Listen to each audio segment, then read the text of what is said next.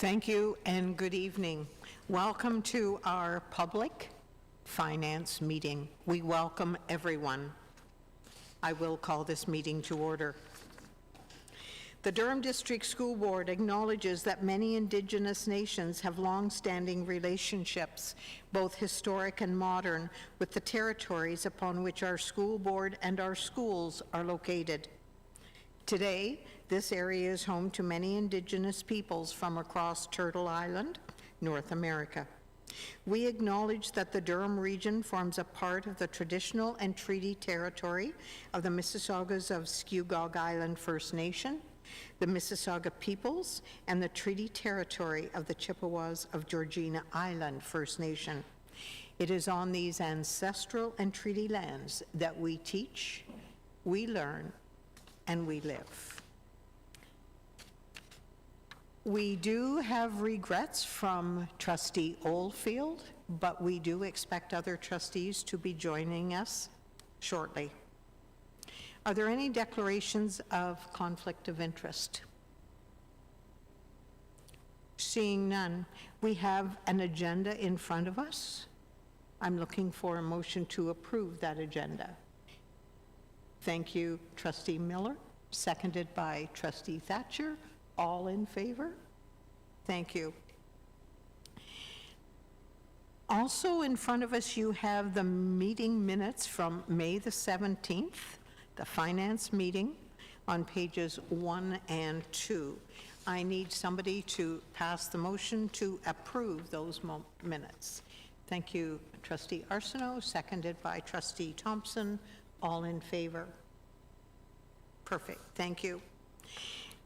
Before we go to Associate Director Wright, I would just like to say thank you to staff for being with us tonight. We have several here and we are always very pleased to work with you. We have Lisa Bianca. Thank you kindly, Lisa. We have Jennifer Machin. We have Melissa Durwood. We have Kristen Talbot, as well as many others. Thank you for being here. Thank you for the work that you have done to prepare for this evening. And as of now, I will go to Associate Director Wright. Thank you very much, Madam Chair. Good evening, everyone. This certainly is the culmination of significant effort, and we're happy to present to you this evening the full draft budget for the 2023-2024 school year, framed with comments from the Chair of our Board and the Director of Education. This budget is the same as that which was presented at the Education Finance meeting on May 17th. Since that time, we have had an opportunity to receive deputations from stakeholder groups and receive input and feedback from trustees. Nothing has come forward through that consultation and feedback period that has caused us to revisit or make edits to the budget. So this is a budget that you've seen before. A reminder, this is a deficit budget. We are presenting a draft deficit budget of approximately $2.6 million. Deficit but compliant, well within the compliance level of 1% of our operating revenues, which is in excess of $8 million. There are certainly a number of drivers of fiscal pressures that we are facing next year and anticipate facing into the pressure. A number of those are highlighted on page 15 of your report and were spoken about in a previous meeting. We are still working through the impacts of some of the funding model changes. For example, the change to the transportation funding model. There are some details that are still a bit murky, and so we know what the funding impact is for next year, but certainly trying to prepare ourselves into the future to do our best to align expenses with the new funding model. Included in 4.2 of the report are items identified as contributing to the in-year deficit that we have identified as one-time expenses. And so there is a requirement when you pass a deficit budget by the Ministry of Education that you provide them with a deficit elimination plan. And you'll also see 3 items highlighted in section 4.2 of the report that are one-time items and therefore will not reoccur. And so this evening we are hoping for 2 recommendations from the Education Finance Committee. The first recommendation is to recommend to the board approval of the operating and capital budget as presented, and for recommendation to board approval of the in-year deficit elimination plan. Happy to answer any questions for you, Madam Chair. Thank you. Questions or comments for any of the staff who are with us? And we'll go to... Thank you. And when you did mention that we're still operating on some of the same assumptions because no further detail, I'm assuming that also includes SIP funding, as no further details have come forward as far as that. So we're basing it on last year's basically amount that we received. And then, as I said, you mentioned transportation. So again, the benchmark situation hasn't changed as well. So SIP funding will be last year's funding plus a growth factor. We'd have no other details outside of that. Transportation funding is totally different. So there is no longer per pupil benchmarks that drive funding for transportation. There is a complicated formula that includes funding based on routing simulation for the number of buses on the road, based on the size of the bus, the number of drivers required. There's a spare driver funding component, the number of kilometers driven, et cetera. So it's pretty complicated. We know that there will be additional reporting required next year. Little lack of clarity around what that looks like at this point. So we have a number of drivers and we have a total for transportation, but we're hoping for more details and insight from the ministry so we can better understand the go-forward impacts. More of a comment, and again, it's kind of the expectation for boards to pass a budget with items that are key to defining what our budget is for, especially areas where we're seeing pressures around special education and transportation, and especially when we're talking about supporting transportation for our students with special needs. I find it really ironic that we're not provided this information at the very beginning. I know you do a great job, and that we have, but we're still passing a budget with a deficit, and that concerns me. And although we have a plan to recover, which is great, it still concerns me that we are doing so and our funding isn't met the needs of our student, do not meet the needs of our student. And it just frightens me that what the impact is going to be next year as well.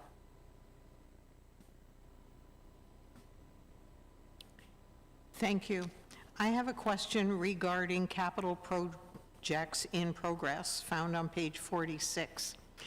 The new build at Beaverton, the project budget is approximately $23 million, but the ministry approved funding is only $13 million. But then below it, I'm looking at Pickering Creekwood Public School, where the project budget and the ministry approved funding is exactly the same. Why is there such a discrepancy of $10 million? Great question. Thank you, Madam Chair. I'll start off and then ask for a little help from my friends down the road. The Beaverton School is one of the oldest capital approvals that we have and took a long time to get started. So there were a number of issues with the construction in relation to the funding benchmark. When the ministry approves funding for a capital project, they approve funding based on a benchmark at the time, understanding that it does generally take time to prepare drawings for a school, tender the school, get the results, and get ready to construct. So there generally is a time gap, and that time gap historically has caused a marginal cost pressure. So due to inflation, costs over time, things generally cost more in the future to build or to buy than they do now. This capital approval was from 2017, and when we went through the process, went back and forth with the ministry on the scope of the work, and finally got to a spot where we were able to tender, the result came back significantly higher than the funding approval. So inflation escalated significantly, supply chain pressures really drove costs upwards. And so we saw a bigger gap on that project than we'd ever seen on a capital project. With an interest of not further delaying the construction of that school, given the needs and the commitment we've made to that community, we put forward proceeds of disposition from other capital assets that we've sold, as well as education development charges to construct. And so the ministry is not fully funding that project. The board is contributing proceeds of disposition, again, in an effort to get that project built. And I thank you for that decision-making. Are there further questions? Are there further comments?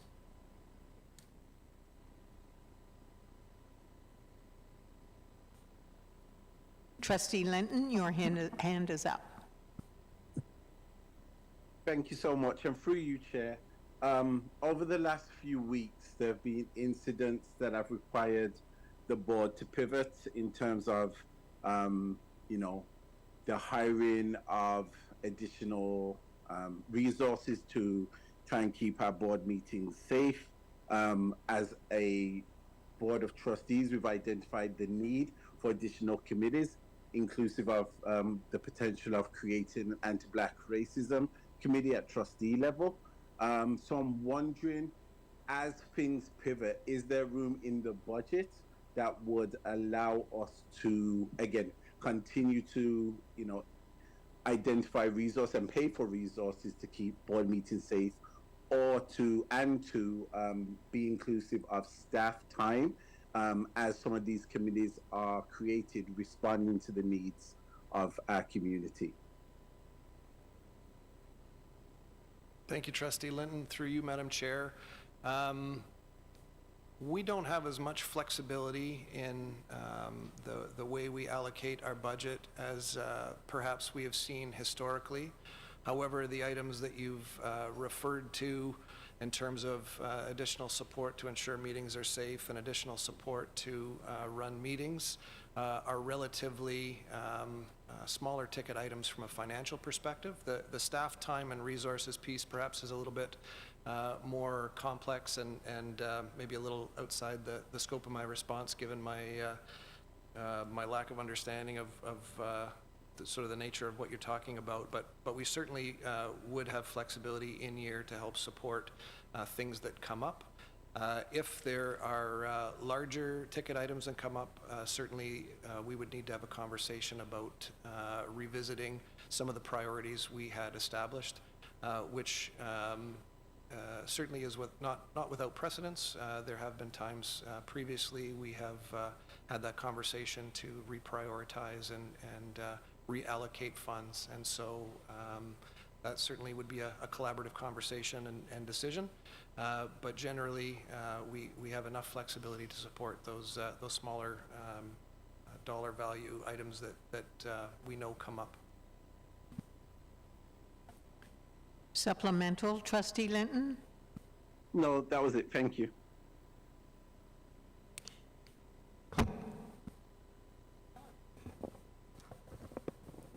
Thank you, and through you, Chair. I just wanted to ask about knowing that there's the end to the tutoring supports program, and there was no funding for that. Where or how will we be able to support similar program for the next school year?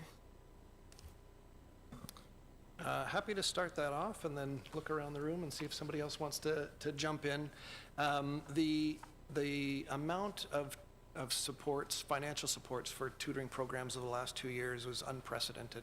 An incredible amount of money that the government committed to learning recovery, and so we're just at the tail end of that funding. We find ourselves returning back to a more a level of summer programming more consistent with historical practice, and even have built and grown that level since. So certainly the last 2 summers were anomalous in terms of the number of programs and the number of students we've been able to support. I think we've heard from the community that there's an appetite for summer programs, and certainly we're doing our best within the resources we have available to support as many students as we have. But through you, Madam Chair, if anybody else would like to jump in, please. Superintendent Elmhurst.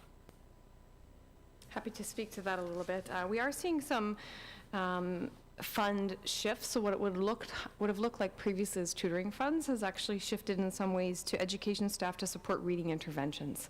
And so currently as a team, we have created a bit of a structure to ensure that we have staff in schools to support educators and teachers with literacy instruction that will allow for Tier 1, Tier 2, Tier 3 interventions of students. So it looked like a little bit of a shifted model, but really we know that educators in classrooms are where the most effective instruction happens. So putting supports back in classrooms to ensure that educators are able to move forward in that way.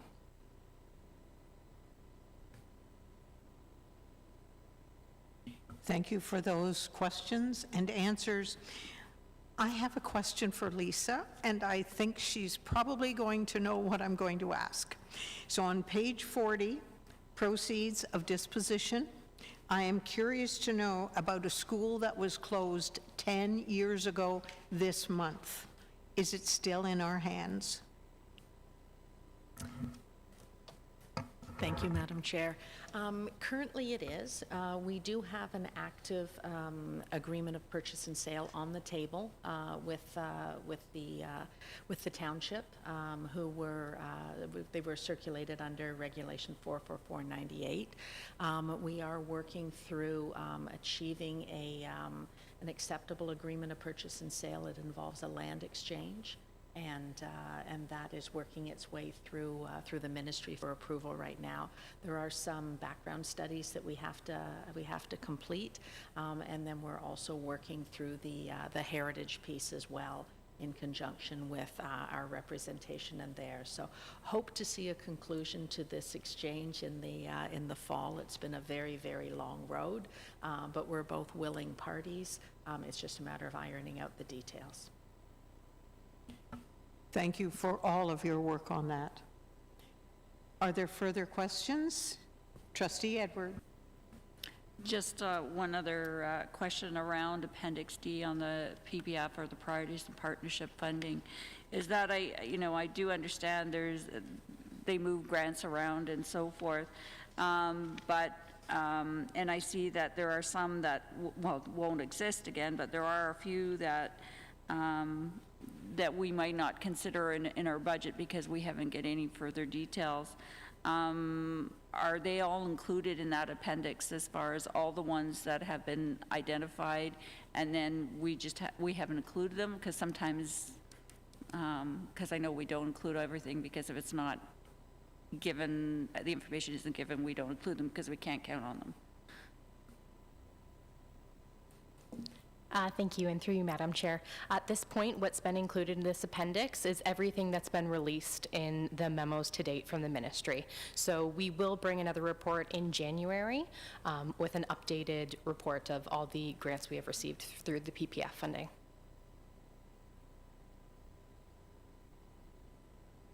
If there are no further questions or comments, we will look at the recommendations on page 5, and I would ask for someone to come forward with the first recommendation.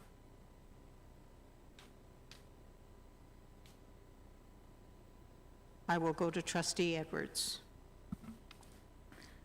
I move that the 2023-2024 draft budget containing a total revenue of $1,050,743,433 and a total expenses of $1,050,743,433 be approved as presented. And I think we can do both of them because it's got an end there if you want, that the 2023-2024 draft in-year deficit elimination plan outlined in section 4.2 be approved as presented.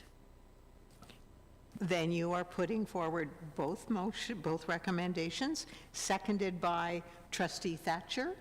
Sorry, all in favor? Has been approved. Before we go any further, I was really impressed with both the chair's message and the director's message. So I'm going to ask both Chair Edwards and Director Camille if they would speak to their messages. So whoever would like to go first, please feel free. Thank you. I thought it was important that when we put a message out to the public to ensure that they knew that staff have worked very, very hard to put a balanced, but it is a small deficit in it, a budget. And that, you know, again, highlighting some of the issues that we have around benchmark you provided, that they're not, the benchmarks that are provided that are not necessarily covering the full cost of some of the, that is required to provide particular services, particularly around transportation and even our statutory benefits around IE and CPP, or as far as that's concerned.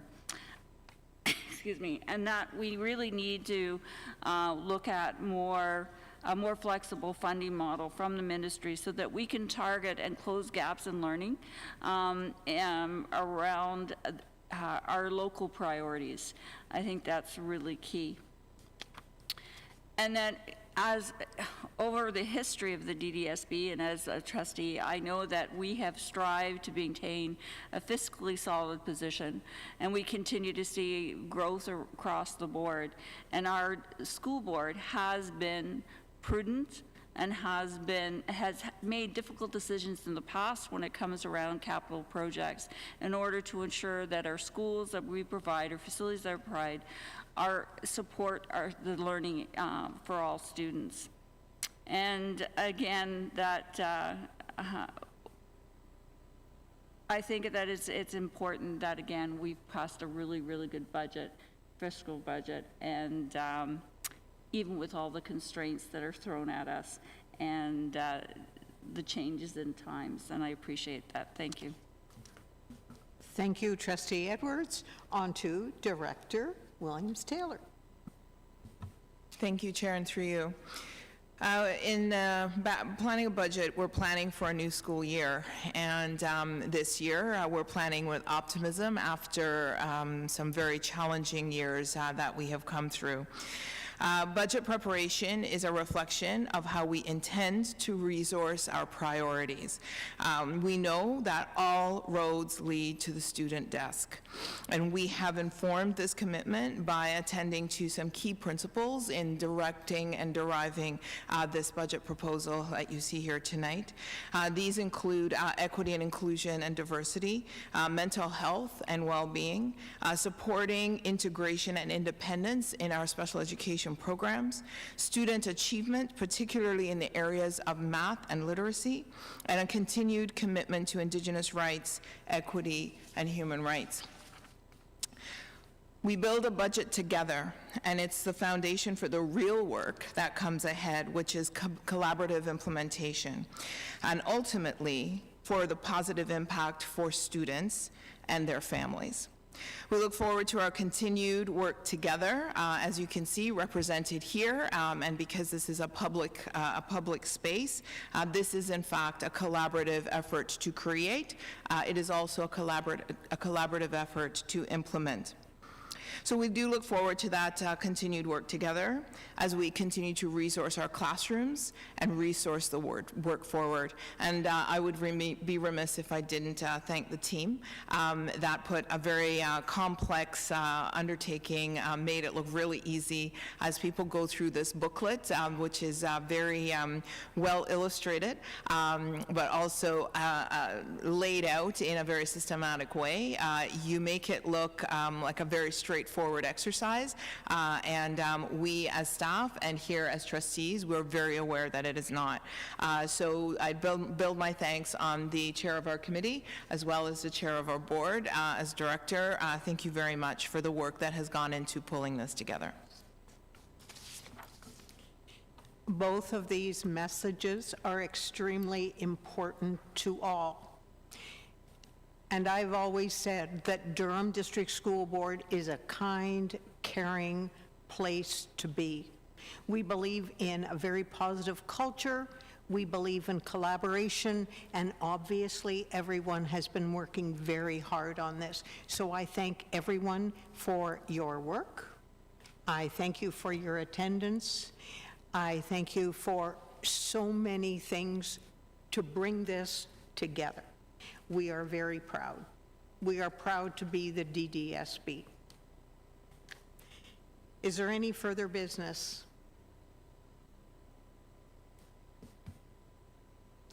If there is no further business, then I would say this meeting is adjourned.